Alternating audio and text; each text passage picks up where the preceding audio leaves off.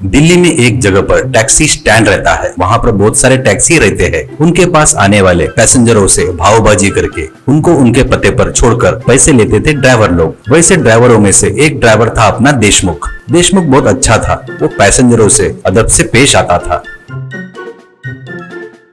देशमुख को पत्नी, एक लड़का और शादी की उम्र की लड़की थी। लड़के का नाम राजीव था। वो कोई काम धंधा नहीं करते हुए खाली पीली घूमते रहता था। देशमुख और उसकी पत्नी उसको कितना भी समझाए तो वो उनकी बातों पर ध्यान नहीं देते हुए उनको उल्टा जवाब देता था। क्या मैं कहीं तो भी नौकरी पर लग जाना, उतना ही ना। एक टैक्सी ड्राइवर रहने की वजह से मुझे अच्छे से स्कूल में पढ़ा नहीं सके, इसलिए पढ़ाई बराबर नहीं हुई। उसी वजह से कोई नौकरी नहीं दे रहे हैं, तो मैं क्या करूँ। अब दोबारा ऐसे पूछे तो ठीक नहीं होगा करके उल्टा बोलता था।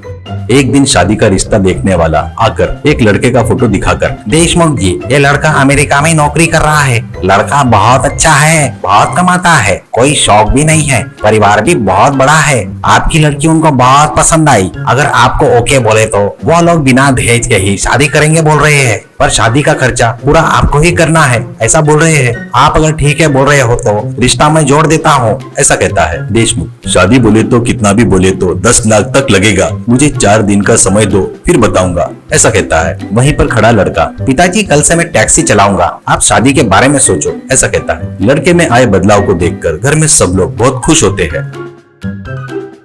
ऐसे अगले दिन से राजीव टैक्सी चला रहा था।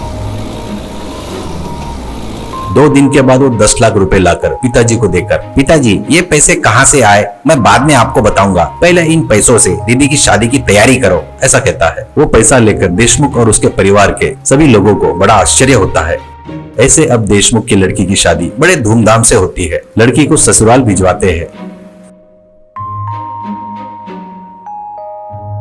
एक दिन घर से टैक्सी लेकर जा रहे लड़के को देखकर देशमुख, इसके पास इतना पैसा कहां से आया, कहां से कर्जा लिया या फिर कुछ और किया, पहले ये क्या कर रहा है पता करना पड़ेगा, ऐसा सोचता है।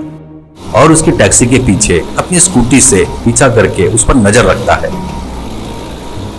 टैक्सी स्टैंड में जाने के बजाय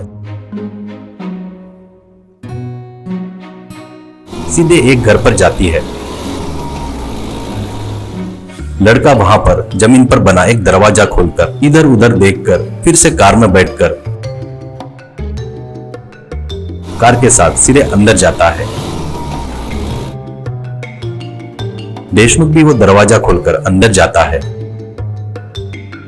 नीचे देखे तो नोटों के बंडल थे। वहां पर कुछ लोग आकर टैक्सी बोनेट उठाकर उसमें पैसे रखते हैं। सब रखने के बाद बोनेट बंद करके, ए राजीव, ध्यान से संभल कर जा रहे। टोल गेट के पास पुलिस की चेकिंग बहुत कड़क चल रही है, सुना है, देखकर कैसे भी क्रॉस करके चले जा, ऐसा कहता है। तो और एक व्यक्ति, कितना की तेरी दीदी की शादी कैसे हुई भाई, तेरे को हमने पैसे दिए करके किसी को बताया नहीं ना, ऐसा कहता है राजू। नहीं किसी को नहीं बताया भैया, शादी बहुत बढ़िया हुई। फिर भी आप ट्रिप के जितने पैसे दे रहे हो वो मेरे लिए बहुत है, उसमें से मैंने लिया सो कर्जा लेते जाओ भैया, ऐसा कहता है। वो देखकर देशमुख, यानी अपनी दीदी की शादी के लिए इसने इतना बड़ा रिस्क लिया क्या, अगर ये पुलिस के हाथों लग गया तो इसकी जिंदगी खराब हो जाएगी करके सोचता है। उसके बाद देशमुख राजू के टैक्सी को देखते रहता है। रास्ते में टोल गेट के पास पुलिस वाले राजू के टैक्सी की डिक्की चेक करके छोड़ देते हैं।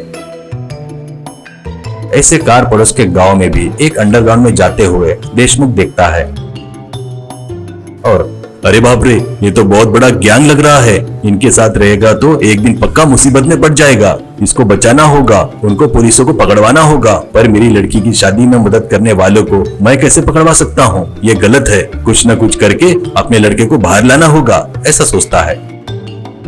उस दिन रात में देशमुख राजीव के खाने में बेहोशी की दवाई डाल देता है। वो खाकर राजीव बेहोश होकर मस्त सो रहा था। सुबह हो गई तो भी नहीं उठा।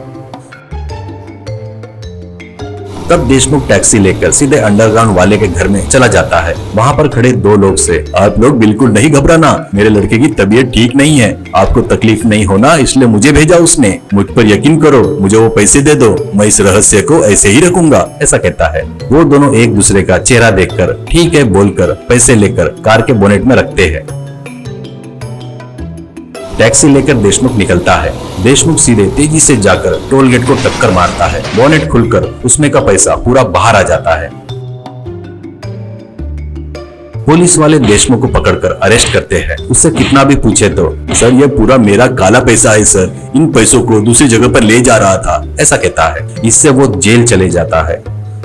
तो पिताजी से मिलने आए राजू से सब कुछ बताकर, बेटा ऐसा हुआ था, मैं सजा काट कर बाहर आते तक माँ को अच्छे से देख ले, गलती से भी उनके पास फिर से मत जाना बेटा, ऐसा कहता है। पिताजी ने उसके लिए जो त्याग किया था उसके लिए लड़का अपने आंसुओं से उनके पैरों को नमस्कार करता है।